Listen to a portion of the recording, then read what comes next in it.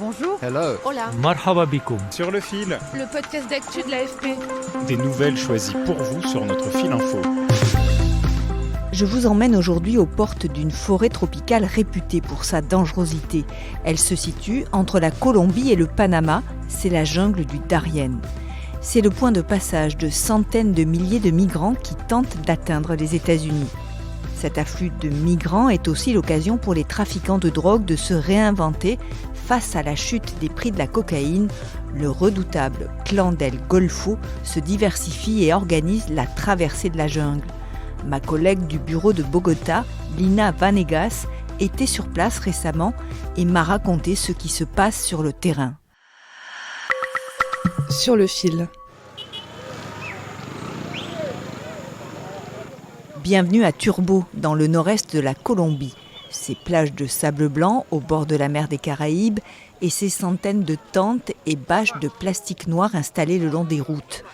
Des milliers de migrants venus d'Amérique du Sud et même d'Asie et d'Afrique qui ont voyagé durant des mois échouent dans cette ville. Énième étape de leur voyage vers les États-Unis. Angelo Torres est équatorien et veut traverser la jungle du Darién avec sa femme et ses 2 jeunes enfants. Notre idée, c'est d'aller de l'avant, parce qu'on a un rêve. J'avais un travail en Équateur, mais je gagnais $15 et je travaillais 11 heures. Et $15 par jour, ça ne nous suffisait pas pour manger. Prochaine escale avant d'entrer dans la jungle, le port d'Akandi. Là, un peu comme dans un camping, on accueille les 2500 migrants qui arrivent chaque jour. L'organisation rappelle celle d'un camp de vacances avec ses bracelets colorés au poignet en fonction de la prestation pour laquelle on a payé. Douche, chambre avec lit ou restauration. Ce sont les villageois qui ont pris les choses en main. Leur représentant, Darwin Garcia, nous explique cette initiative. En tant que comité d'action communautaire, nous avons décidé de gérer la question des migrants. Nous avons organisé un refuge avec leurs ressources et pas avec celles de l'État, de la municipalité ou du département.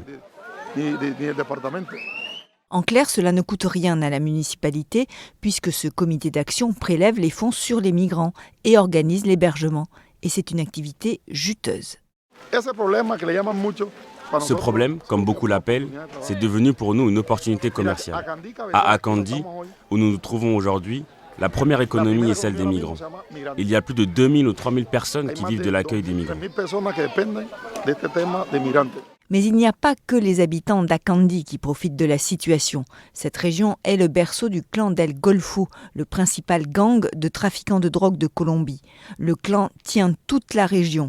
Lina Vanegas m'a confirmé sa mainmise sur toutes les activités, y compris lorsque l'équipe de l'AFP s'est rendue sur place.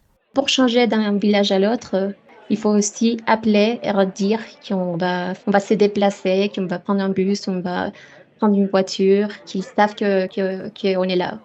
Après, c'était interdit de filmer, interdit d'enregistrer et parfois même interdit de se promener dans certains villages. On était enfermés, on avait le droit d'interviewer quelques personnes, mais pas tout le monde. Et en plus, les gens de la région, ils ne veulent pas parler. Dès qu'ils entendent le nom du clan del Golfo, ils sont terrifiés. Donc c'était des conditions très difficiles. Mauricio Valencia, chercheur au centre Pares à Bogota, confirme que l'ombre du clan est partout. Le clan del Golfo exerce un contrôle hégémonique total et une sorte de gouvernance criminelle.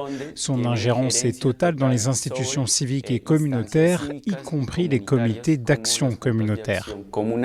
Comme celui de Darwin que vous avez écouté tout à l'heure.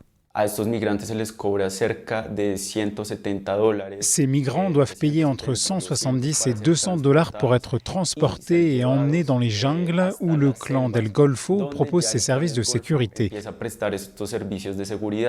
Cependant, lorsqu'ils atteignent la frontière avec le Panama, le clan del Golfo les laisse à la dérive, à la merci d'autres groupes criminels à la frontière panaméenne.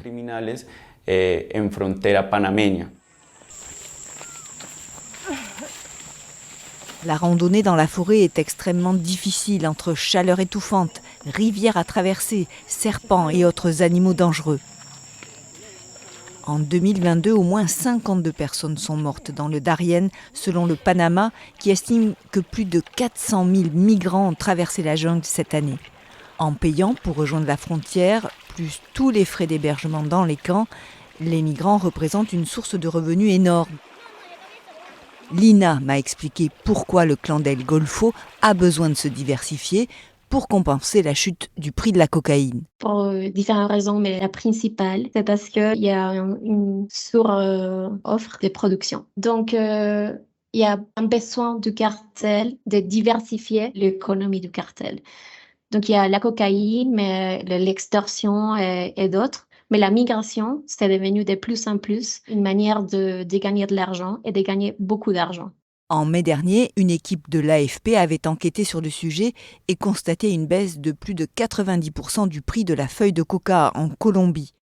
Une fois au Panama, les migrants devront continuer et traverser le Costa Rica, le Honduras, le Guatemala et le Mexique pour enfin atteindre la frontière des États-Unis.